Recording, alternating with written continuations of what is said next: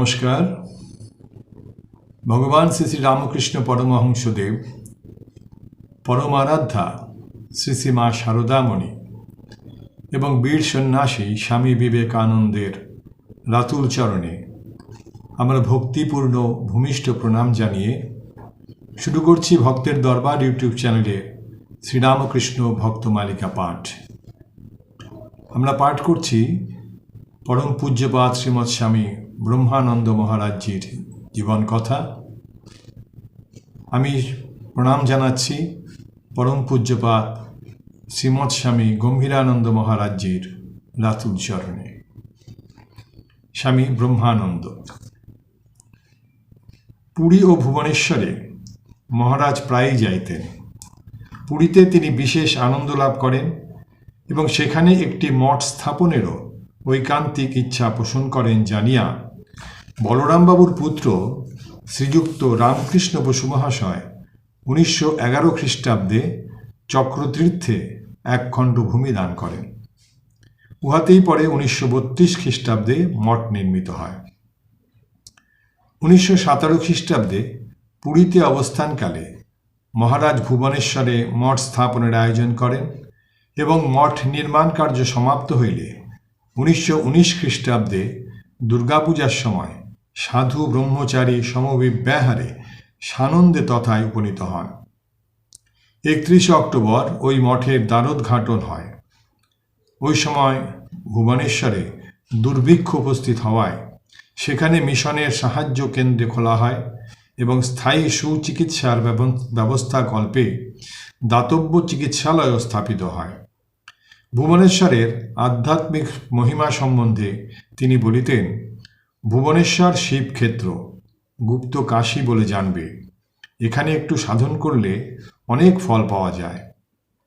মঠের সাধু ব্রহ্মচারীরা দীর্ঘকাল জনহিতকর কার্যে ব্যাপৃত থাকায় অনেক ক্ষেত্রে পরিশ্রান্ত ও ভগ্নস্বাস্থ্য হইয়া পড়েন।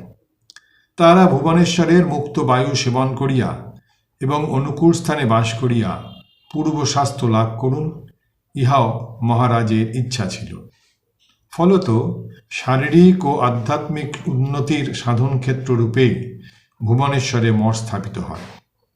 মহারাজ বলিয়াছিলেন, ছেলেরা সব সাধন ভজন করবে, আমি দেখে আনন্দ করব। ভুবনেশ্বরে তিনি নিজে যেমন নিয়মিত ধ্যান জপাদিতে রত থাকিতেন, সাধু ব্রহ্মচারীদিগকেও ঠিক তেমনি পরিচালিত করিতেন। তাহার যত্নে ভুবনেশ্বরের দিনগুলি আনন্দে ও ভগবৎভাবে পরিপূর্ণ থাকিত।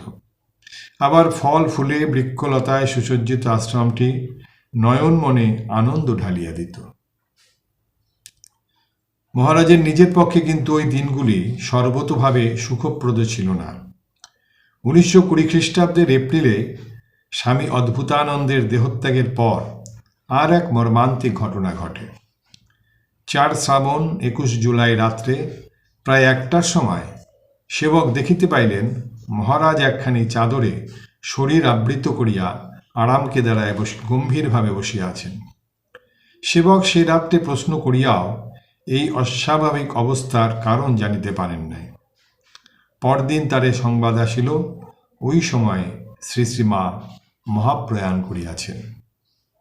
মহারাজ এই সংবাদে একান্ত মর্মাহত হন এবং শোকাচ্ছন্ন মাতৃহারা অবোধ শিশুর ন্যায় দ্বাদশ দিবস নগ্ন পদে থাকিয়া হবিষ্যান্ন গ্রহণ করেন। 1922 অব্দের প্রারম্ভে তিনি বেলুর মঠেই অবস্থান করিতেছিলেন। মহারাজ যখনই অন্য স্থান হইতে মঠে প্রত্যাবর্তন করিতেন, তখনই সেখানে উৎসব লাগিয়া যাইত। তাহার আগমন সংবাদ পাইয়া নানা দিক হইতে নিত্য বহু ছাত্র, রাজকর্মচারী, ব্যবসায়ী, সাধু, ব্রহ্মচারী প্রভৃতি বিভিন্ন অবস্থার ভক্ত ও ধর্মপিপাসুগণ ছুটিয়া আসিতেন। মহারাজ বিবিধ অধিকারীর আধ্যাত্মিক চেতনা উদ্বোধনের জন্য কত সময়ে কত যে অপূর্ব উপায় অবলম্বন করিতেন, তাহা তাহার সুগভীর ভাবরাজ্যের সহিত অপরিচিত নবান্তুকগণ সহজে বুঝিতে পারিতেন না। অথচ প্রতি সাক্ষাতের পর স্পষ্ট বোধ করিতেন যেন তিনি এক অজ্ঞাত সম্পদের অধিকারী হইয়া গৃহে ফিরিতেছেন। মহারাজ হয়তো গল্প করিতেছেন, হাসিতেছেন, কিংবা ব্যঙ্গ কৌতুকে রত আছেন। নবাগত ইহা দেখিয়া হয়তো অবাক হইয়া ভাবিতেন, ইনি কি ঠাকুরের মানুষপুত্র, আর ইনি কি রামকৃষ্ণ মঠ ও মিশনের কর্ণধার? কিন্তু ইহারই মধ্যে জিজ্ঞাসু বিশেষ নবালোক পাইয়া ধন্য হইতেন এবং শীঘ্রই পুনর্বার আসিবার সংকল্প লইয়া পরিতৃপ্ত অন্তরে গৃহে ফিরিতেন। সাংসারিক চিন্তায় নিপীড়িত কত নিরাশ মনে এই অনাবিল আনন্দ এক নবলোকের সন্ধান আনিয়া দিত। গতানুগতিক গিরুশিষ্য সম্বন্ধের সহিত পরিচিত আমাদের ন্যায় সাধারণ মানুষ এই অসাধারণ মহামানবের নিত্য নূতন উদ্ভাবনী শক্তির ধারণা করিবে কি রূপে? পূর্বোক্ত বিবরণ পড়িয়া যদি কেহ স্থির করিয়া ফেলেন যে মহারাজ সর্বদা বালক সুলভ রঙ্গরসাদিতে মগ্ন থাকতেন, তবে নিতান্তই ভুল হইবে। তাহার ওই স্বাভাবিক সরলতার সহিত এমন একটি গাম্ভীর্য মিশ্রিত থাকিত যে তাহার সম্মুখে সর্বপ্রকার চপলতা এককালে নিস্তব্ধ হইয়া যাইত। দৃষ্টান্তস্বরূপ বলা যেতে পারে যে তিনি যখন একাকী পদচারণ করিতেন, তখন তাহাকে দেখিলে তেজোদ্দীপ্ত নরসিংহের ন্যায় মনে হইত এবং তাহার তাদৃশ মধুর প্রকৃতি জানিয়াও অকস্মাৎ কেহ সম্মুখে আসিতে পারিত না, কিংবা আসিয়া পড়িলেও বাং নিষ্পত্তি না করিয়া নীরবে তাহার কৃপা কটাক্ষের অপেক্ষা করিত। অধিকারী দুর্লভ, সুতরাং সুগভীর ধর্মতত্ত্বের আলোচনা কাহার সহিত হইবে? কিন্তু মানুষ ভালোবাসার ভিখারী, তাই মহারাজের আধ্যাত্মভাব ওই প্রণালী অবলম্বনে শিষ্যের অন্তরে সঞ্চারিত হইত। কিন্তু দৈবাদ উচ্চতত্ত্বের আলোচনা আরম্ভ হইলে মহারাজের সাধনালব্ধ অনুভূতির দ্বার উদ্বেলিত এবং ভাব প্রকাশের অপূর্ব মাধুর্যে অনুস্যুত সেই আধ্যাত্মিক পীযূষ ধারায় দুই কূল ভাসিয়া যাইত। শ্রোতৃমণ্ডলীর চিত্ত তখনকার মতো সমস্ত বিস্তৃত হইয়া সেই অপূর্ব প্লাবনে নিশাত হইত। মঠের সাধু ব্রহ্মচারীর দেহ মনের স্বাস্থ্যের প্রতিও তিনি তীক্ষ্ণ দৃষ্টি রাখিতেন। 1914 খ্রিস্টাব্দের নভেম্বর মাসে মঠে ফিরিয়া তিনি কার্য পরিচালনে নিযুক্ত স্বামী প্রেমানন্দকে বলিলেন, ছেলেদের ধ্যান তপস্যা সাধন ভজন কোথায়? আর এদের স্বাস্থ্যও তো ভালো দেখছি না। অতঃপর তিনি একদিকে যেমন স্বাস্থ্যোন্নতির ব্যবস্থা করিলেন, অপরদিকে তেমনি নিয়ম করিলেন যে রাত্রি 4টায় শয্যাত্যাগান্তে সকলে অর্ধ ঘণ্টার মধ্যে তাহার নিকটে জপ ধ্যানে বসিবেন এবং পরে সেখানে ভজন ও স্তব পাঠাদি হইবে। জপ ধ্যানান্তে আবার সমবেত ও সাধু ব্রহ্মচারীদের সহিত ধর্মপ্রসঙ্গও হইত। এদিকে মঠের কার্যের যাহাতে ক্ষতি না হয় তৎপ্রতিও তাহার দৃষ্টি থাকিত। একদিন কার্যের কথা ভুলিয়া সকলে উপদেশ শ্রবণে মগ্ন আছেন। এমন সময় প্রেমানন্দজিকে উকিমানিতে দেখিয়া মহারাজ জিজ্ঞাসা করিলেন, বাবুরামদা, কি খবর? তিনি যুক্ত করে বলিলেন, মহারাজ, ঠাকুর সেবা আছে যে। মহারাজ তৎক্ষণাৎ ত্রস্তভাবে সকলকে বিদায় দিলেন। কর্ম সম্বন্ধে কেহ বিরক্তি প্রকাশ করিলে তিনি বলিতেন, ভগবান নামের জন্য, জগতের কল্যাণের জন্য তোমরা বাড়ি ঘর সব ছেড়ে দিয়ে ঠাকুরের কাছে মন প্রাণ সব সমর্পণ করেছ, তবু কর্মে বিরক্তি প্রকাশ করো। অথবা বলিতেন, কর্ম না করে জ্ঞান লাভ হয় না। যারা কর্ম ছেড়ে শুধু ধ্যান জপ সাধন ভজন নিয়ে থাকে, তাদেরও ঝুপড়ি বাঁধতে আর ভিক্ষা করতেই সময় কেটে যায়। আরও বলতেন, ঠাকুর স্বামীজির কর্মে কোনো বন্ধন আসে না, কিন্তু সঙ্গে সঙ্গে ইহাও স্মরণ করাইয়া দিতেন, কর্মই জীবনের উদ্দেশ্য নয়, জীবনের উদ্দেশ্য ঈশ্বর লাভ। 12 আনা মন ভগবানের দিকে রেখে 4 আনায় জগতের কাজ করলে ভেসে যায়। তাহার মতে সমাজসেবকদের জীবনেও ধর্মভাব থাকা একান্ত আবশ্যক।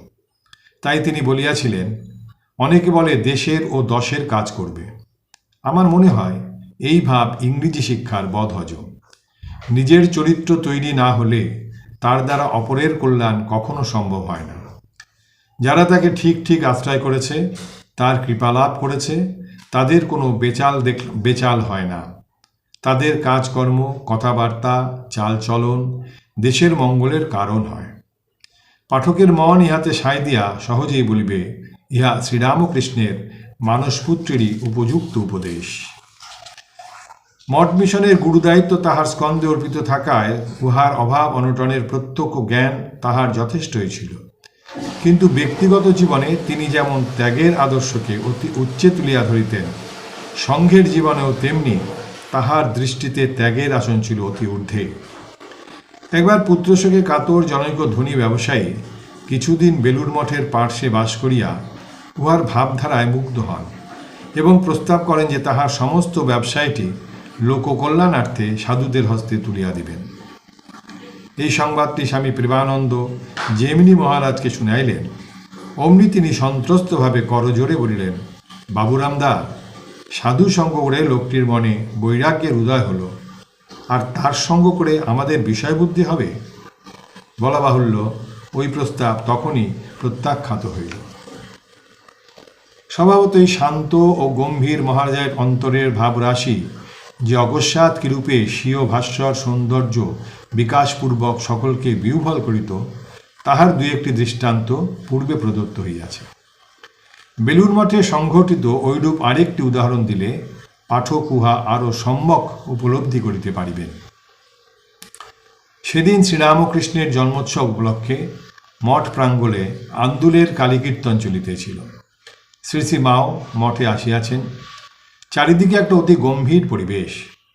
ইহারই মধ্যে স্বামী প্রেমানন্দ আলিঙ্গন পাশে আবদ্ধ করিয়া মহারাজকে কীর্তনস্থলে লইয়া গেলেন। মহারাজ তথায় উপস্থিত হইয়াই অনুপম নৃত্য আরম্ভ করিলেন। ক্রমে বোধ হইল যেন তাহার বাহ্য সংজ্ঞা লোপ পাইয়াছে, দেহ মাত্র তালে তালে অপূর্ব ভঙ্গিমায় দুলিতেছে। অমনি স্বামী শারদানন্দের ইঙ্গিতে তাহাকে গৃহাভ্যন্তরে আনা হইল। ভিতরে আসিয়াও সে ভাব সমাধি দীর্ঘকাল ধরিয়া চলিল। অবশেষে শ্রী শ্রী মা আসিয়া সস্নেহে আহ্বানপূর্বক তাহাকে সাধারণ ভূমিতে নামাইয়া আনিলেন। সংঘের নেতা হিসাবে তিনি উপদেশ দিয়াই ক্ষান্ত থাকিতেন না, উপদেশ পালিত হইতেছে কিনা ইহাও দেখিতেন। বাঙ্গালোর আশ্রমে অবস্থানকালে তিনি রাত্রে উঠিয়া প্রতি গৃহে যাইয়া সন্ধান লইতেন সাধু ব্রহ্মচারীরা সাধন ভোজন করিতেছেন কিনা। তাহার মতে রাত্রিকাল মনসমাধানের পক্ষে অতি অনুকূল। আর তিনি স্মরণ করাইয়া দিতেন যে ঠাকুরই হইবেন সমস্ত প্রচেষ্টার কেন্দ্রস্থল। মাদ্রাজ মঠে একদা জনৈক ভক্তের আনিত ফুলগুলি সেবক তাহার গৃহে সাজাইতেছে দেখিয়া তিনি প্রশ্ন করিলেন, কিছু ফুল ঠাকুরের জন্য রেখেছিস তো? সেবক জানাইলেন যে রাখা হয় নাই। আর মনে মনে ভাবিলেন, ঠাকুর ঘরে তো শুধু পটে পূজা হয়, শ্রী গুরুর মধ্যে জীবন্ত ভগবান আছেন। মহারাজ মনের কথা ধরিতে পারিতেন, তাই ওইভাবেই প্রশ্ন করিয়া সব জানিয়া লইলেন এবং বুঝিতে পারিলেন যে আশ্রমাধ্যক্ষ তাহাকে পূজা করিতে দেন না। কাজেই অধ্যক্ষকে ডাকিয়া ঐরূপ সুযোগ দিতে বলিলেন, আর সেবককে উপদেশ দিলেন, মনকে একাগ্র করতে হলে এমন মূর্তি আর কোথায় পাবি। সেবক ইহার পর পূজা করিয়া সত্যই আধ্যাত্মিক উন্নতি লাভ করিয়াছিলেন। সেবকদের সহিত তার সম্বন্ধ শুধু শাসন ও উপদেশ প্রদানেই সীমাবদ্ধ ছিল না, উহার মধ্যে একটা প্রাণের স্পর্শও ছিল। একবার জনৈক সেবকের বিরুদ্ধে অপর সেবকগণ অভিযোগ জানাইলে তিনি বলিয়াছিলেন, দেখো, আমার চেয়ে অনেক বড় বড় সাধু আছেন, তোমাদের ইচ্ছা হয় তাদের কাছে যেতে পারো, আমায় সকলকে নিয়ে থাকতে হবে। অপরের মধ্যে হৃদয়ের বিকাশ দেখিলে তিনি খুব সন্তুষ্ট হইতেন এবং মহাপুরুষদের জীবনে জীবের প্রতি করুণার কাহিনী তাহাকে অভিভূত করিত। এমনকি স্থল বিশেষে তিনি তাহাদিগকে অনুসরণ পর্যন্ত করিতেন। দৃষ্টান্তস্বরূপ বলা যেতে পারে যে দীক্ষার্থীদের নির্বাচনে তিনি অতি সাবধান ও বিচারপরায়ণ হইলেও 1916 খ্রিস্টাব্দে রামানুজাভিনয় দেখিতে যাইয়া উক্ত আচার্যের আচণ্ডালে মন্ত্র বিতরণে এতই মুগ্ধ হইয়াছিলেন যে অতঃপর তাহাকে ওই বিষয়ে পূর্বাপেক্ষা অধিক মুক্তহস্ত দেখা যাইত। মহারাজের মনের আরেকটা দিক সহজেই সকলের দৃষ্টি আকর্ষণ করিত। সর্বদা অতীন্দ্রিয় রাজ্যে বিচরণশীল এই মনকে দৈনন্দিন কার্যের জন্য কোনো আলোচনা সভায় নামাইয়া আনা বড় সহজ ছিল না। ওই সময়ে তিনি প্রায় বলিতেন যে তিনি সভায় যাইবেন না, কারণ শরীর ভালো নহে। অথচ একবার যদি অনুনয় বিনয় সহায়ে তাকে আলোচনা হলে উপস্থিত করা হইত, তবে মঠ মিশনের সর্ব বিষয়ে তাহার পুঙ্খানুপুঙ্খ জ্ঞান ও তত্তৎ বিষয়ে অনন্দনীয় সিদ্ধান্ত শ্রবণ করিয়া সকলে চমৎকৃত হইতেন এবং বিনা দ্বিধায় উহা মানিয়া লইতেন। সবার বাহিরেও এই আত্মনিমগ্ন মহাপুরুষের ইঙ্গিতে বা আদেশে মঠের সমস্ত বিভাগ সুচারুরূপে পরিচালিত হইত। মঠের প্রত্যেক সাধু ব্রহ্মচারীর চিত্ত উচ্চভাবে পরিপূর্ণ থাকিত এবং মঠভূমি দুর্লভ ফলপুষ্পের বৃক্ষে সুসজ্জিত হইত। স্বামীজীর সহিত তাহার প্রেম সম্বন্ধের পরিচয় পাঠক পূর্বেই পাইয়াছেন। এখন অপরের সহিত এই সপ্রেম ব্যবহারের কয়েকটি দৃষ্টান্ত দিতেছি। স্বামী অখণ্ডানন্দ একবার মহারাজের ইচ্ছার বিরুদ্ধে সারগাছি গমনোদ্দেশে রাত্রে রেল স্টেশনে যাইতে উদ্ধত হইলে মহারাজ গোপনে পালকি বাহকদিকে কি যেন বলিয়া দিলেন। ফলে তাহারা অনেকক্ষণ এদিক ওদিক ঘুরিয়া ট্রেনের সময় অতীত হইয়া গেলে অখণ্ডানন্দকে পূর্বস্থানে উপস্থিত করিল। তখন রাত্রি প্রভাত হইয়াছে। অখণ্ডানন্দজি চক্ষু মিলিয়া অবস্থা বুঝিলেন, আর অমনি মহারাজ প্রমুখ সকলে সেই আমোদে মন যোগ দেওয়ায় চারিদিকে হাস্যধ্বনি উত্থিত হইল। হাস্য পরিহাস ছাড়াও এই বন্ধুপ্রীতির প্রকাশ অন্যভাবে হইত। 1914 খ্রিস্টাব্দে স্বামী তুরীয়ানন্দের বহুমূত্র রোগের বৃদ্ধি হইলে মহারাজ সেবক রূপে একজন ব্রহ্মচারীকে দেরাদুনে তাহার নিকট পাঠাইয়া দেন এবং চিঠিতে লিখিয়া দেন যে একটি বাড়ি ভাড়া করিয়া যেন স্বতন্ত্রভাবে থাকার ব্যবস্থা করা হয়। মহারাজ সমস্ত ব্যয়ভার বহন করিবেন। বেলুর মঠের সম্মুখের প্রস্তার ও ঘাট নির্মাণকালে অনুমানাপেক্ষা অত্যধিক ব্যয় হওয়ায় কার্যনিরত স্বামী বিজ্ঞানানন্দ যখন স্বামী বিবেকানন্দের সম্মুখে পর্যন্ত যাইতে সাহস পাইতেছিলেন না, তখন মহারাজ ওই সমস্ত দায়িত্ব নিজের স্কন্ধে তুলিয়া লইলেন এবং অম্লান বদনে স্বামীজির সমস্ত ভর্ৎসনা সহ্য করিলেন, যেন অপরাধ তাহারই। স্বামী অখণ্ডানন্দ মুর্শিদাবাদে দুর্ভিক্ষ পীড়িতদের সেবায় রত হইলে তিনি উৎসাহ দিয়া লিখিয়াছিলেন, তোমাকে কি বলিব খুঁজিয়া পাইতেছি না। তুমি এখানে আসিলে গ্র্যান্ড রিসেপশন এবং আমরা কোলে করিয়া নাচিব। মহারাজ অপরের মনকে কত সহজে উচ্চস্বরে বাঁধিয়া দিতে পারিতেন, তাহার একটি দৃষ্টান্ত মহাকবি ও ভক্ত শ্রেষ্ঠ গিরিশবাবুর জীবনে পাওয়া যায়। তখন তিনি দীর্ঘকাল রোগে ভুগিয়া বোধ করিতেছেন তাহার ভক্তি যেন শুকাইয়া গিয়াছে এবং তিনি বিশ্বাস হারাইয়া ফেলিয়াছেন। তাহাকে দেখিতে যেসব সাধু আসিতেন তাহাদের সকলকেই তিনি ইহা বলিলেও সে যন্ত্রণা একইভাবে চলিতে থাকে। অবশেষে মহারাজকে ওই বিষয়ে বলিলে তিনি উচ্চহাস্য সহকারে বলিতেন, ওই নিয়ে মাথা ঘামাচ্ছেন কেন? সমুদ্রের ঢেউ উঠে নামে, মনের স্বভাবও তাই, কাজেই ঘাবড়াবার কিছুই নেই। আপনার এখন যে এরূপ হচ্ছে তার মানে আপনি শিগগিরই খুব উপরে উঠবেন, মনের ঢেউ একটু শক্তি অর্জন করে নিচ্ছে মাত্র। মহারাজ চলিয়া গেলে গিরিশবাবুর বোধ হইল যেন তাহার প্রাণের শুষ্কতা কাটিয়া গিয়াছে, বিশ্বাস ফিরিয়া আসিয়াছে এবং মন উচ্চতর ভূমিতে উন্নীত হইয়াছে। তাহার সাহস, প্রত্যুত্তন্নমতিত্ব ও শিষ্যরক্ষার দৃষ্টান্ত সমভাবে চমকপ্রদ। একদিন তিনি স্বামী প্রভবানন্দ ও অপর একজন শিষ্যের সহিত বেড়াইতেছেন। এমন সময় রব উঠিল, পালাও পালাও, আর সঙ্গে সঙ্গে দেখা গেল যে একটি ষাঁড় মাথা নিচু করিয়া ওই দিকে ছুটিয়া আসিতেছে। তখনই শিষ্যদ্বয় মহারাজের রক্ষার জন্য সম্মুখে যাইতে চাহিলেন, কিন্তু তিনি দৃঢ় হস্তে উভয়কে পশ্চাতে ঠেলিয়া দিয়া শান্তভাবে দাঁড়াইয়া রহিলেন। ষাঁড় সেখানে আসিয়া হঠাৎ থামিয়া গেল এবং মাথা নাড়িয়া অন্যত্র চলিয়া গেল। আর একবার তিনি স্বামী অখিলানন্দ ও একজন ভক্তের সহিত ভুবনেশ্বরের জঙ্গলে বেড়াইতেছিলেন। অকস্মাৎ একটি বাঘ তাহাদের সম্মুখে প্রায় 100 ফুটের মধ্যে আসিয়া পড়িলে মহারাজ অচঞ্চলভাবে দাঁড়াইয়া রহিলেন। বাঘও থামিয়া গেল এবং কিয়ৎক্ষণ তাহাদের দিকে তাকাইয়া পলাইয়া গেল। যাহা হোক, মহারাজের অসাধারণ ব্যক্তিত্বকে ফুটাইয়া তুলিবার উপযুক্ত এই জাতীয় দৃষ্টান্তের অভাব না থাকিলেও আমাদিগকে বাধ্য হইয়াই সে প্রলোভন ত্যাগ করিয়া জীবনাতে হেসের দিকে ধারায় ফিরিতে হইবে। মহারাজ মধ্যে মধ্যে বেলুড় হইতে বলরাম মন্দিরে যাইয়া বাস করিতেন। একদিন প্রাতঃকালে রামলাল দাদা তাহার সাক্ষাৎ মানসে সেখানে আসিলেন। দাদাকে দেখিলেই মহারাজ আনন্দে উৎফুল্লিত হইতেন এবং আলাপ আলোচনা ও হাস্য কৌতুকে মুখর হইয়া উঠিতেন। সেদিন রামলাল দাদাকে বলিলেন, দাদা, আজ সন্ধ্যার পর ঢপওয়ালি সেজো, ঠাকুরের সময়কার গান সকলকে শোনাতে হবে। বেলুড় মঠে ঐরূপ অনাবিল রঙ্গরসে দাদা সম্মত থাকিলেও পরের বাড়িতে উহা চলে কিরূপে?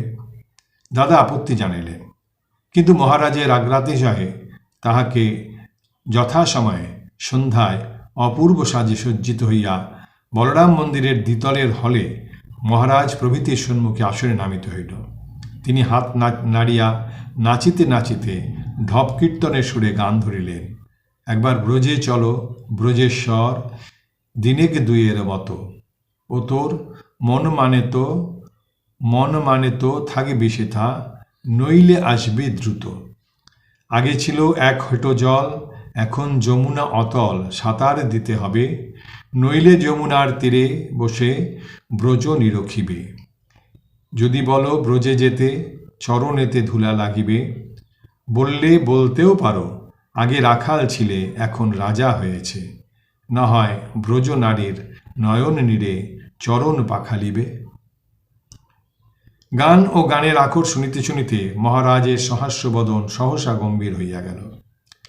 গানের প্রতি চরণ কোন অতীতের স্মৃতি জাগাইয়া দিতে লাগিল, প্রতি ছন্দে কোন অপূর্ব লীলার আকর্ষণ অনুভূত হইতে লাগিল, প্রতি ভাবে কোন বিরহ সমস্ত আমোদ প্রমোদের উপর ঘন যবনিকা টানিয়া দিতে লাগিল। ঠাকুর বলিয়াছিলেন, রাখাল যখন তার নিজের স্বরূপ জানতে পারবে তখন তার আর দেহ থাকবে না।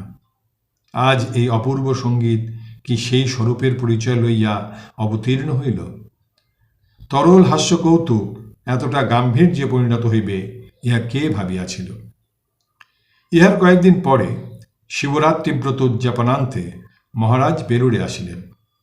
তাহার উপস্থিতিতে শ্রী শ্রী ঠাকুরের তিথি পূজা ও সাধারণ উৎসব মহাসমারোহে সুসম্পন্ন হইয়া গেল।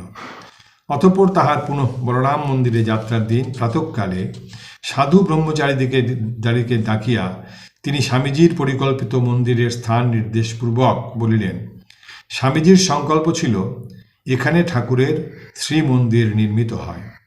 অনন্তর স্বামীজির নির্দেশানুসারে অঙ্কিত মন্দিরের নকশাটি আনাইয়া অভিনিবেশ সহকারে দেখিলেন, যেন সকলকে স্মরণ করাইয়া দিলেন যে এই মহৎ কার্যটি অসম্পূর্ণ রহিয়া গিয়াছে, ইহা স্বামীজির দায়স্বরূপ সংঘের উপর অর্পণ করিয়াছিলেন। বলরাম মন্দিরে আগমনান্তে দিন কয়েক স্বাভাবিকভাবে অতিবাহিত হইল, কিন্তু 24 মার্চ 1922 খ্রিস্টাব্দে তিনি অকস্মাৎ বিসূচিকা রোগে আক্রান্ত হইলেন। সকলের পরামর্শ অনুযায়ী হোমিওপ্যাথিক চিকিৎসা চলিতে লাগিল এবং তিনি ক্রমে আরোগ্য লাভপূর্বক অন্নপথ্য করিলেন। এই রোগযন্ত্রণার মধ্যেও সদানন্দ জীবনমুক্ত মহারাজের হাস্য কৌতুক সমভাবেই চলিত এবং দুশ্চিন্তার মধ্যেও ভক্ত ও সেবকদের হৃদয়ে আনন্দ আনিয়া দিত। তাহাকে একদিন বলরাম মন্দিরের ক্ষুদ্র কক্ষ হইতে হলগৃহে লইয়া যাইবার কালে তিনি সহাস্যে বলিয়া উঠিলেন, ওরে মরা হাতি লাখ টাকা। মহারাজ এমনই কৌতুক সহকারে স্বীয় রোগজীর্ণ স্থূল দেহের প্রতি সেবকদের দৃষ্টি আকর্ষণ করিলেন যে এই দুঃসময়েও সেবকগণ হাস্য সম্বরণ করিতে পারিলেন না। ফলত রোগের উপশম ও এই রকম সকৌতুক ব্যবহারে সকলের হৃদয়ে ক্রমে আশায় উৎফুল্ল হইয়া উঠিল। কিন্তু উহা বিদ্যুৎ ঝলকের মতো গভীর তিমিরাচ্ছন্ন নিদারুণ বাস্তবতাকে ক্ষণিকের জন্য দৃষ্টি বহির্ভূত করিলেও পরক্ষণেই তাহারা সচকিতে দেখিলেন তাহারা প্রতিকারহীন ও চিত্ত বিভ্রমকারী এক ভয়ানক সংকটের সম্মুখীন। অন্নপথ্য করিবার 2 দিন পরেই মহারাজের বহুমূত্রের লক্ষণ দেখা দিল। তজ্জন্য প্রথমে অ্যালোপ্যাথিক চিকিৎসার ব্যবস্থা হইল। উহা ফলপ্রদী না হওয়ায় কবিরাজি চিকিৎসার প্রস্তাব হইল। ইহা শুনিয়া মহারাজ রহস্য করিয়া বলিলেন, হাকিমিটা আর বাকি থাকে কেন?